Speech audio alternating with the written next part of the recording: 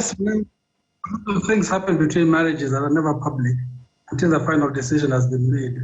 But like you rightly pointed out, we're all very curious to see the financial settlement.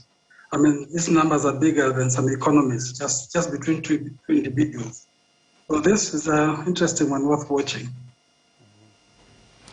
And Gishinga, I can see you are raring to go. Indeed, that was an earth-shaking statement coming out of Seattle, not least because, as you've said, the Bill and Melinda Gates Foundation is the largest funder of programs around the world. So it's a difficult time for the couple. And it's, as Wahora said, it's hard to know what led to this, and they have requested for privacy. But obviously, given the public nature of Bill Gates from his career at Microsoft, and incidentally, it's not Microsoft that is his largest source of wealth. It's actually at the foundation. So I think it'll be the public will pay quite a bit of an attention to see what happens in the next few days. All right. Let's keep our eyes on that developing story.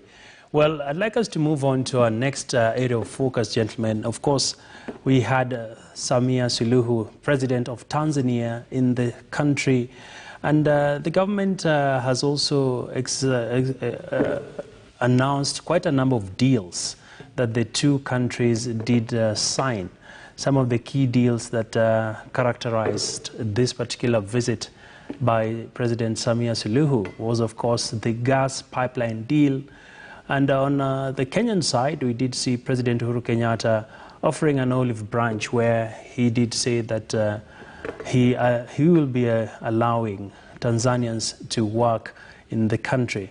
But the bigger picture, the business leaders from Kenya and Tanzania met and they deliberated on how best to further trade relations between the two countries. The forum, which comprised of private and public sector players from both countries, underscored the value addition and removal of non-tariff barriers will go a long way in cementing trade relations.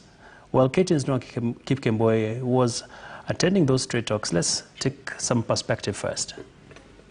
Kenya-Tanzania Business Forum brought together the business players from both countries to discuss common interests and opportunities.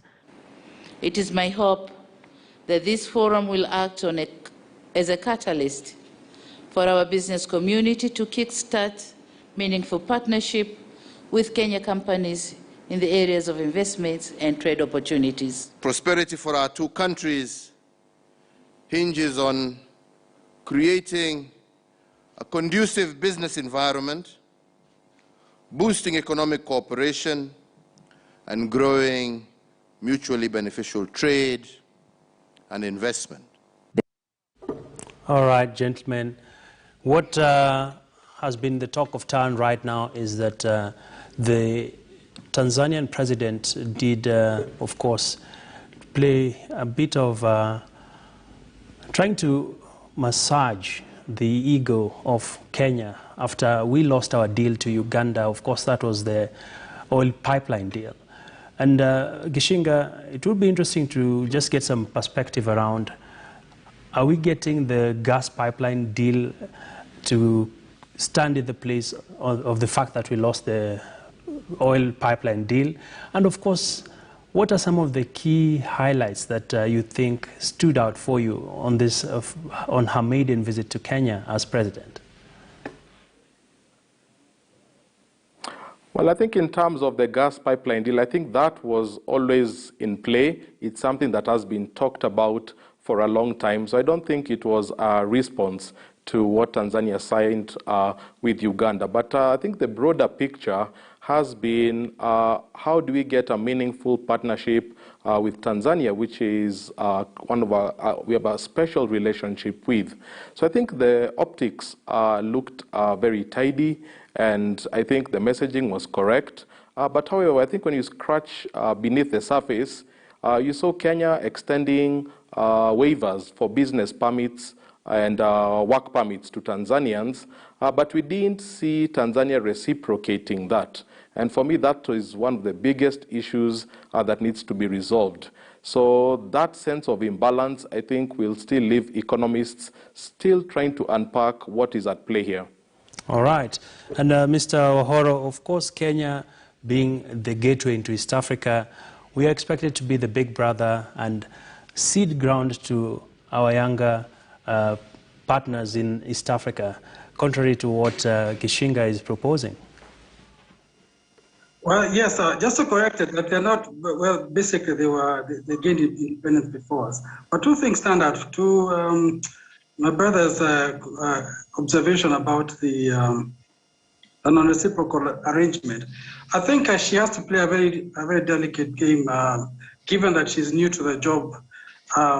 Causing up to Kenya too much, I think, may also be an issue that she needs to sort of manage very carefully. So I think also for that reason, I expect that we'll get some sort of reciprocity, but it will be done more quietly and more administratively.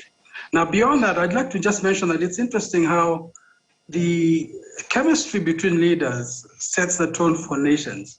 And more than anything, to me, I think the thing I really like was the fact that there's a clear rapport between the two leaders. And to me, that is really the core essence of having hope as business communities.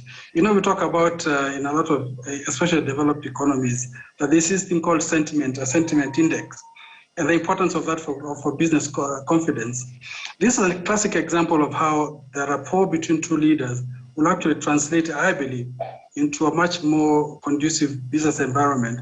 And in fact, that then will trickle down to the administrative processes between the two countries to give us a really good chance to break out and do new things and bigger things. And you raise very pertinent issues there, Mr. Gishinga, around the reciprocal arrangement. Some business traders feel that Kenyans are getting a raw deal in regards to penetrating into the Tanzanian market. The export numbers sort of give us a sense of this bigger perspective, where we're seeing Tanzania is now around our fourth biggest trader. They used to be our second. Our first top export destination, of course, is Uganda. And from a business sentiment perspective, what more does Kenya need to advance in the event that we get to see a lot more of the strengthening of the bilateral ties? I think the business community needs to be a bit more organized. If you looked at the meeting that took place at Serena, there were lots of discussions of non-tariff barriers, and there was that plea to try and remove the non-tariff barriers. But there wasn't very many specifics. It wasn't very clear what is their ask. So I think there was a failure to caucus on the Kenyan business part to have a very clear ask that would have been put to President Suluhu to respond at that time. So I think the big challenge will not actually be at the government side. I think it's the business community. I think they failed to really caucus around a single key theme and to sort of push it. And I think that's why a lot of people will feel that Tanzania really got the upper hand of this visit. Quite true. And of course, a lot of discussions around this. And Mr. Ohoro, as we come to the tail end of our discussion at this moment, there has been a lot of interest when it comes to mineral resources. And some pundits argue that the entry of President Samia Suluhu is sort of set to reset the dynamics when it comes to agreements that foreign companies were enjoying. And from a natural resource perspective, of course, Kenya will be looking at Tanzania keenly in regards to how they handle the mineral sector. How important is this sector, especially in the fact that we are seeing this new reorganization and a sense of partnership between the two countries? I think one of the amazing things was, of course, that our predecessor really reset the conversation between Africa and resource companies worldwide. If you remember, the previous president, Magufuli, was actually very, very strong on capturing as much value of Tanzania's mineral wealth for itself. And while the new president, Suluhu, is very careful and fairly diplomatic, I'm particularly keen to see how much of that sort of national interest perspective of mining will be brought to bear as formal government policy. And I think for Kenya, there'll be an interesting conversation around, because we've seen it actually happen and actually succeed, where they've renegotiated some fairly important, like the whole issue around gold mining with Acacia was really critical. It's resetting the bar around how Africa gets its resources, gets to maximize the value of those resources. So what I ask is that I think there'll be that conversation. I'll be very curious to see also whether Tanzania's change in its policies is something that Kenya will either follow or take a lesson from. But above all else, I think this reset around mining and resource exploitation for Africa's benefit is clearly one of the key legacies of the previous president, and one I don't think this one, Suluhu, will be in a hurry to change too much, I don't think. All right. Ken, your parting shot in less than 30 seconds. Now, I think that mining sector there's a big potential in the region.